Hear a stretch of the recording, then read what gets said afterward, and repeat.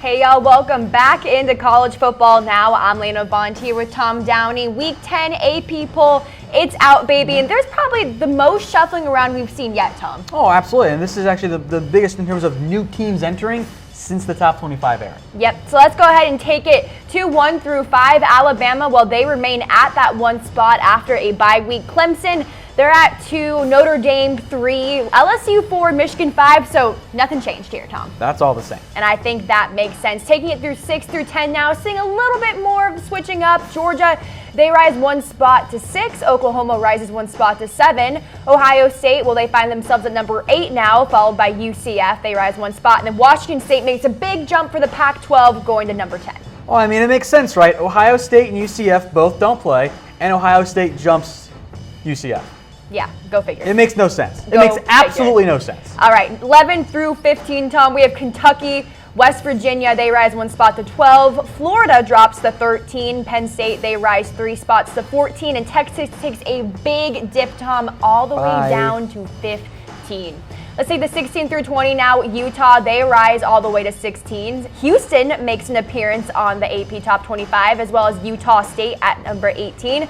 Then Iowa sitting there at 19, and then Fresno State, they weren't there last week, but here they are at number 20. And then here comes all the not ranks, right? So Mississippi State, they find their way back in it at number 21. Syracuse at 22. Virginia at 23. Boston College at 24. And then Texas A&M, they are still alive, squeezing in at number 25. I do think it's funny, even though Houston is one of those new squads, they beat South Florida, who was number 21 last week, and now Houston's 17. I know it's nature of being all those upsets and all these bottom 15 to 25 teams losing, but it's weird for a team to not be ranked, to be ranked higher than the team that they beat the week before. Yeah, it's going to be really interesting to see how the committee handles it on Tuesday. And be sure to tune in right here on Chat Sports on Facebook and YouTube. We'll be releasing the rankings live Tuesday at 7 p.m. Eastern Time. Now, as you guys can see here, teams exiting, teams entering. It was a rough week for the Pac-12. A lot of Pac-12 teams, Oregon, Washington, and Stanford all fell out of the top 25. 11 top 25 teams lost this week. That led to 7 slots with new teams, and that is the most in the top 25 era, aka since 1989.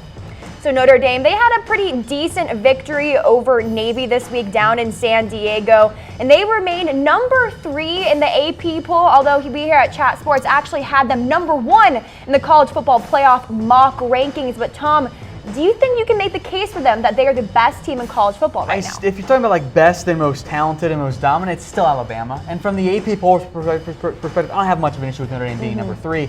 We'd argue that they should be number 1 in the committee rankings. That might change, though, and for one big reason. They had 2 really quality wins at the time over Stanford, over Virginia Tech. Those wins don't look as good now, and that kind of shrinks the pool down, and that might be enough for the committee, once they release those to us on Tuesday, to say, you know what? We're gonna put Alabama at number 1, or even Clemson at number 1. But Notre Dame's gonna be in the top 3, I think, for good reason. Do you think a 1-loss Notre Dame team would be able to squeeze into the playoffs? It depends on what else happens. If it's a 1-loss Notre Dame team against a 1-loss Michigan champion in the Big Ten, you have to put Notre Dame in, right? Right. If Ohio State and, let's just say, the ACC goes undefeated, SEC goes undefeated, if it comes down to a Notre Dame and a 1-loss Oklahoma and Ohio State, that's hard. Maybe Notre Dame does get kind of left out. Well, 2 other teams undefeated, at least in the top 5 through 10, Tom, and that's Alabama and Clemson as well. And both these teams rather dominant this season. You know, a lot of people give them flack for maybe not playing the toughest schedules, but still, regardless, 8-0. Here they are. But I want to ask you kind of something philosophical question. What do you think is more likely? Bama losing to an SEC school this year, or Clemson losing to an ACC school this year? I think that the Bama schedule is tougher, but they've looked so dominant this year. I have a tough time seeing Alabama, even against the good LSU team, coming up short. Now, I don't think either team is all that likely to lose, but if you're going to make me pick one, I guess I'll pick Clemson. We've seen them do it before against teams like Pitt. Have that random letdown game in November or October. But we do know Alabama is taking on LSU this weekend, so we do know it is all potential. But we will be breaking down that matchup here in a little bit as we continue going on through the rankings. Buffalo got ranked. Buffalo received votes. Buffalo's getting some votes. Yeah, the quarterback's definitely been great. So Alabama, I'm probably typing C for Clemson as well, Tom. You know, I think they're a great team, but I haven't necessarily been super hyped on what they've done this season. Although I will say Trevor Lawrence, Sunshine Lawrence, baby. Kid's a stud. That's why you play him. kid's an absolute stud. So taking it to the Big Ten now, kind of another question for you, Tom. Michigan, not a team I really thought would be in this position as we were entering this part of college football, sitting there at number 5 with just 1 loss. Ohio State, on the other hand, people now wondering maybe they overrated him. Well, we're overrating them right now. Look, you know that I don't think UCF's going to make it to the playoff, but last week in the AP poll, UCF was ahead of Ohio State. Both those teams were on bye this week. So how on earth do you say, you know what? Nothing changed in the last week. I am now going to rank Ohio State ahead of UCF. The only reason you do it is because that name is Ohio State.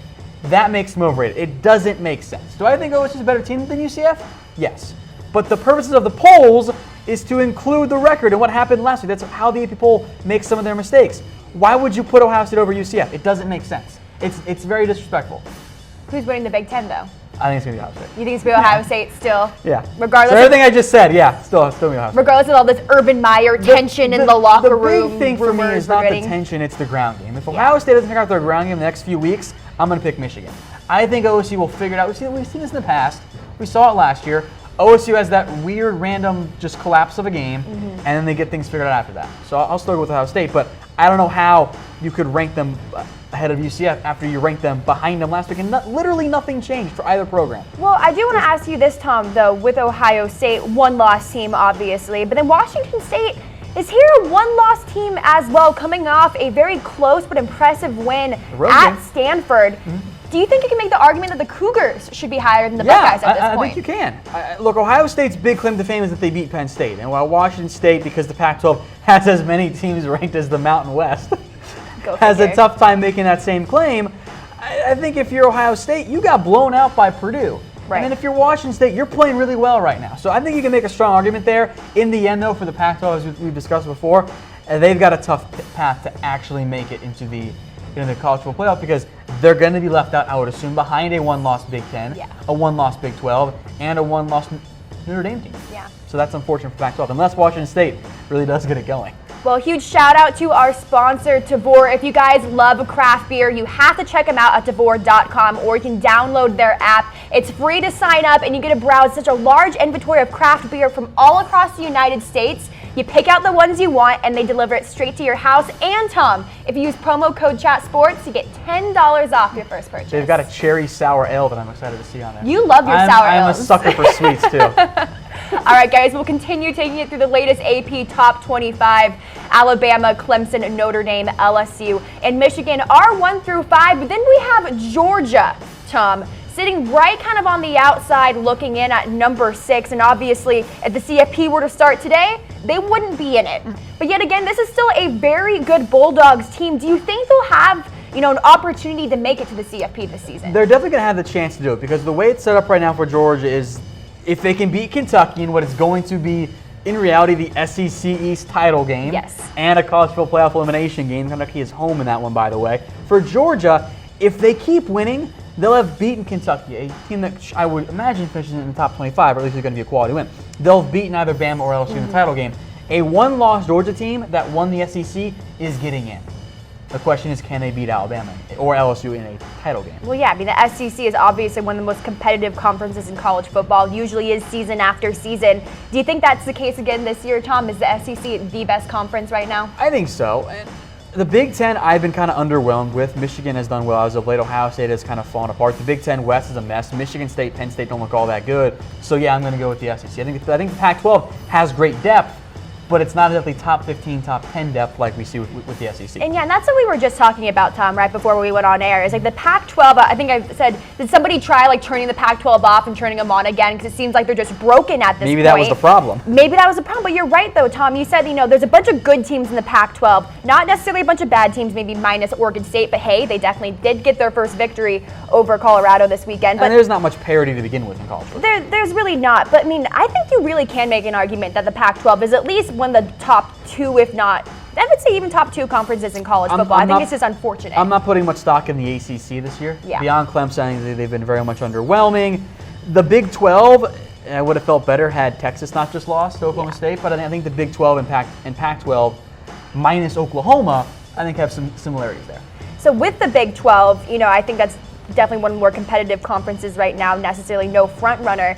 besides maybe Oklahoma? I mean, do you have them taking it? I think it's Oklahoma now because of the loss for Texas, which, by the way, I'll toot my own horn here. I did bet on Oklahoma State to win outright in that game.